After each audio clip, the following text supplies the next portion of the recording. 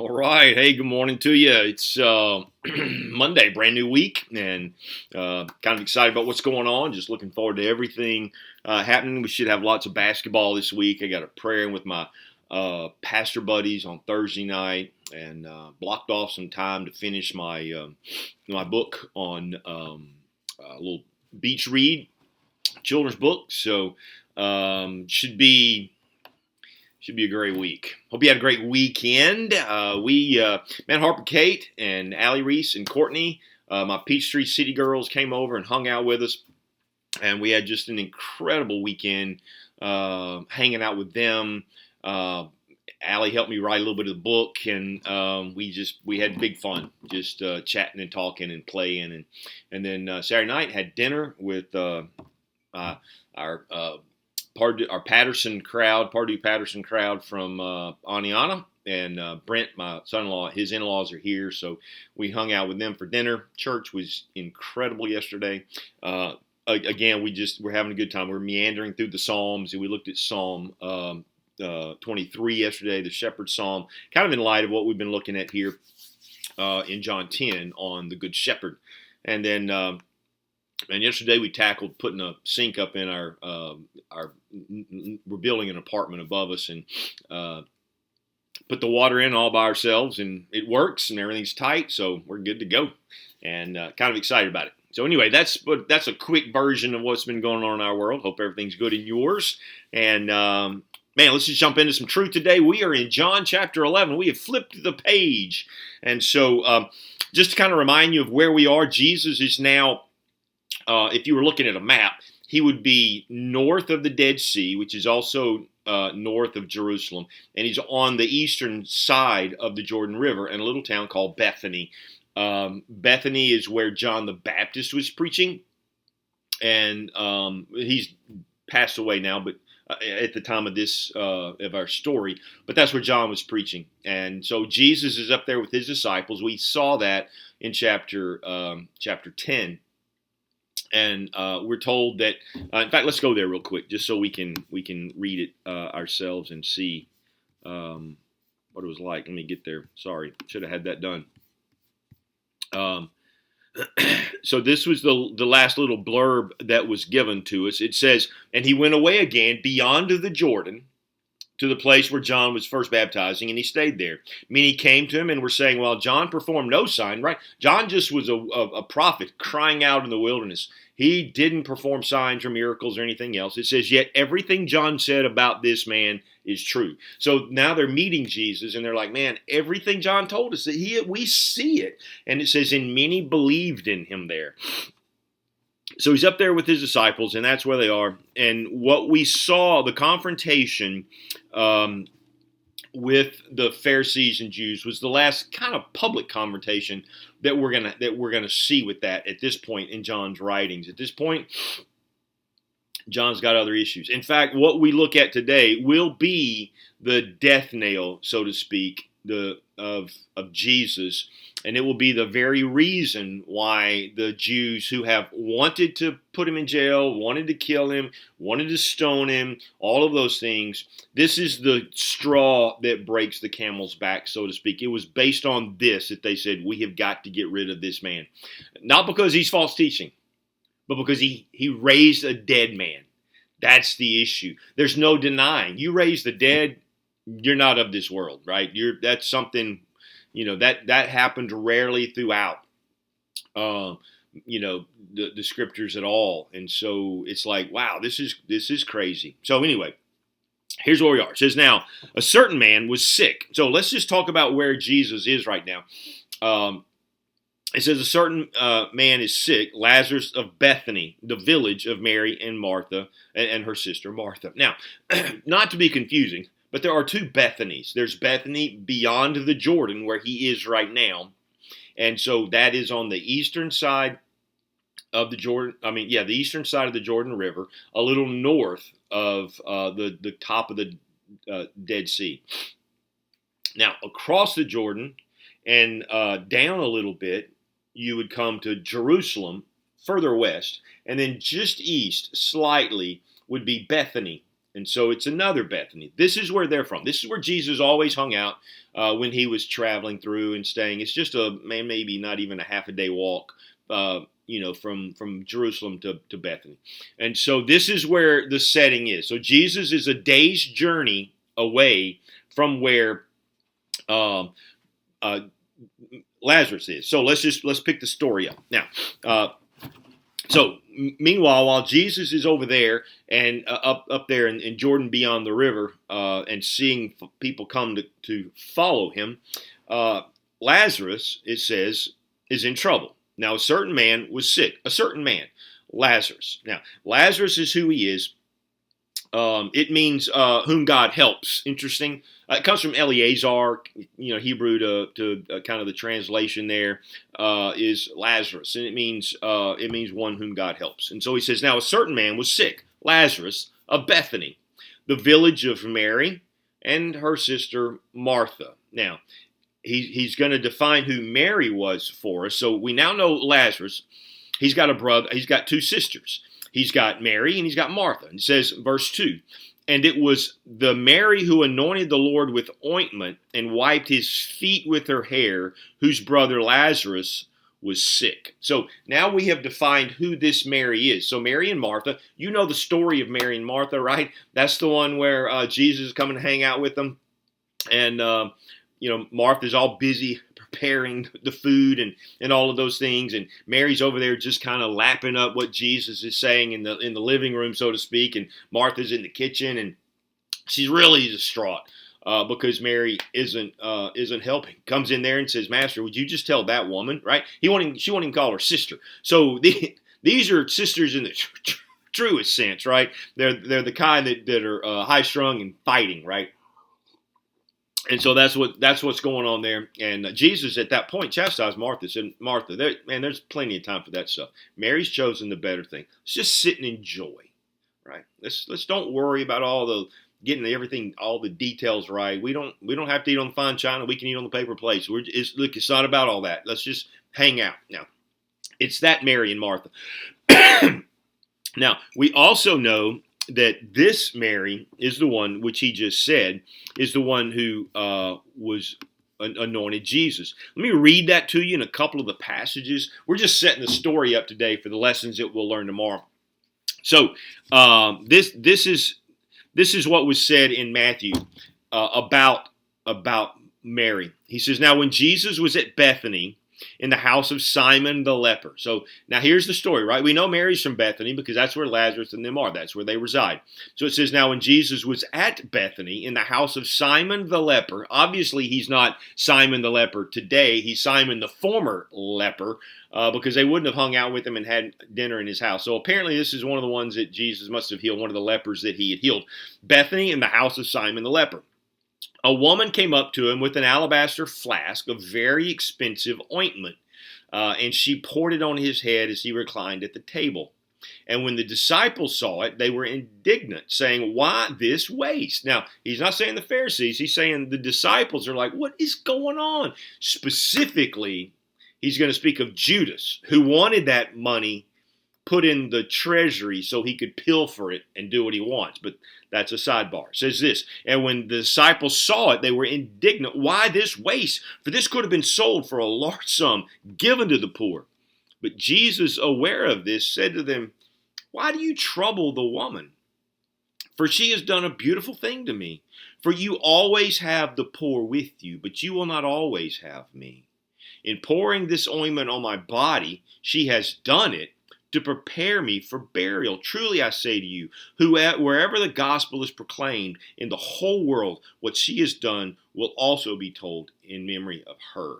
And so that's what's going on. Now, Mark tells it from a little different slant. He says, and while he was at Bethany in the house of Simon the leper, as he was reclining at table, a woman came in with an alabaster of anointment of pure nard. Now, he fills us in on what was in that alabaster vial.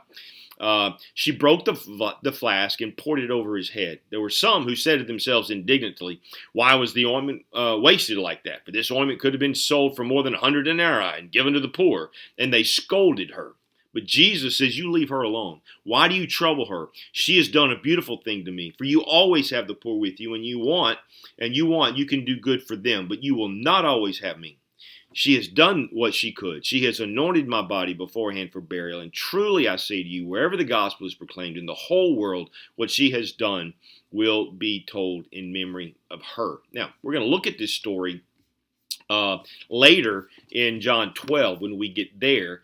And he'll tell the story as well. So just so we're clear kind of on what's going on, that's the setting. So Jesus is up beyond the Jordan teaching, and John the Baptist has already plowed the ground, planted the seed, so to speak, and it's beginning to bear fruit as Jesus is up there teaching and no doubt performing signs as well up there. And so Lazarus, Mary, and Martha are hanging out, and it says that Lazarus is sick. Now, a certain man was sick. Verse 3. So the sisters sent word to him, saying, Lord, behold, he whom you love is sick. Simple message, right? Just he whom you love is sick. They didn't say who. So it's an obvious thing here. This isn't like, somebody says, hey, the person you love is sick. I'm going to be like, I love a lot of people. And so, but he knew that they didn't have to say anything else. So Jesus and Lazarus have a special kind of bond, right? The one whom you love. Now that's the word not agape, but phileo in the language there, which doesn't detract from it at all. We tend to think that, agape is a higher form of love. And while it is, it doesn't mean that this is a lesser love from an emotional standpoint or from any other thing. It simply means that he loves this man like you would your own brother. It's a brotherly love. Jesus and Lazarus are friends. Think about that for a minute. Because the scripture says that he's a friend of sinners. But when you look at this and you realize that, Jesus, just like us, we tend to not see his humanity as his humanity, like he's this, on a mission kind of thing. And so he's got his disciples and he's doing his thing and he's just, he's arguing with these guys, he's healing these people. And while we see words like moved with compassion here and there, we tend to forget that Jesus also had friends. Not that I guess maybe we tend to think that Jesus' disciples were, he picked them because that's who he needed. It was more work associates, business partners, right? I'm building a kingdom, so I need these guys. But Lazarus he's not one of the apostles. He's merely a disciple, a kind of a learner, but not in the official capacity. And so we see here that he's called a friend of Jesus. So how powerful is that? Because it's true of you and me too. We can say, hey, Jesus is a friend of mine, right? He is. But here you see that humanity that she doesn't even have to say his name, the one whom you love, right? So just to me, it's an amazing thing. And then it says this, the one whom you love is sick. All right. So this messenger comes, brings a note. He opens it up. Here's what it says. The one whom you love is sick. But when Jesus heard this, he said, the sickness is not meant for death, but is for the glory of God, so that the Son of God may be glorified by it. Now, let's go back to that because that's a similar statement that he said, which created the last arguing point with the Jews, because there was a man born blind, and his disciples said, Lord, who sinned? This man's family, mom and dad, or him that he should be born blind? And Jesus looked at them and said, it was neither. It was that God would be glorified. And so here we have that same phrase again. There was a blind man. Now we have a man close to dying. And Jesus says, this sickness isn't meant for death. Some sickness is meant for death, right? For several reasons. One, because of the life principle. We will die. No one has escaped that, but really two people, I guess, Elijah and Enoch. But all of us will die, and so there is sickness. Not always. Sometimes we die of other things, but there is sometimes sickness, and it's going to lead in death. It is God's purpose to bring them home in that arena. because of sin. That's how that vehicle is used. Sometimes there's a sickness that leads unto death because of sin in our life, right? That's why Paul told those in Corinthians, he said, many of you are sick and many of you are asleep or dead because you have eaten and drinking the Lord's table in an unworthy manner, meaning that you haven't, it's just rote to you. It's not a high and holy thing to embrace the blood and body of Jesus and to embrace that through communion. And so you did not take the time to consider your sins and to repent of those things. You just gobbled it down. And so he says, that's how come up you were sick and sin. Why is that? Well, because of sin. This is not that. This is not meant for death. This is meant, but is for the glory of God. Now, so that the Son of Man may be glorified. Verse 5. Now, Jesus loved, this is the word agape. So, Jesus and Lazarus are buddies, right? Friendship. And so are, if you agape love someone, you also phileo love them. But this is now a different type of love. He says, now Jesus agape'd Mary, Martha and her sister and Lazarus. There's a divine love going on here, right? I mean, they are intertwined. Lazarus and Jesus are buddies, friendship in a brotherly sense. Mary, Martha, and Lazarus are divinely loved by God, and so this is what's going on. But listen to what he says. Now, Jesus loved Martha and her sister and Lazarus. So when he heard that he was sick, he then stayed 2 days longer in the place where he was. Wait, if somebody calls me and it's somebody I love and they say, hey man, they're sick, you need to get here. I'm not going to go, man, okay, well, I'll wait. Why did Jesus do that? That he loved them, and it was very careful. The word says he loved them. Therefore, based on the fact that he loved them, he stayed away. Because God is using this as a teaching moment. And there are so many issues in our life that are like that, where we expect God to come in and solve the problem, and he will. But there's a lingering period because he has much to teach us. There was a time, and I guess many of you know, where I had found myself in some trouble. In a legal sort of way, and I didn't know whether I was going to be going to jail or not, and so it was a very scary time in my life. And we cried out to the Lord to fix this. The whole church cried out to the Lord to fix this thing, and we still had to go to trial. We had to go to court. It was 2 years and 8 months before I was finally let go, and they said, "You're not the guy that we were really trying to grab." And so those teaching times up, man, if the Lord had just let me out of that early, I would have loved it. But I would have failed to have learned the lessons that there's this lingering thing over your head that prison could await you, Randy.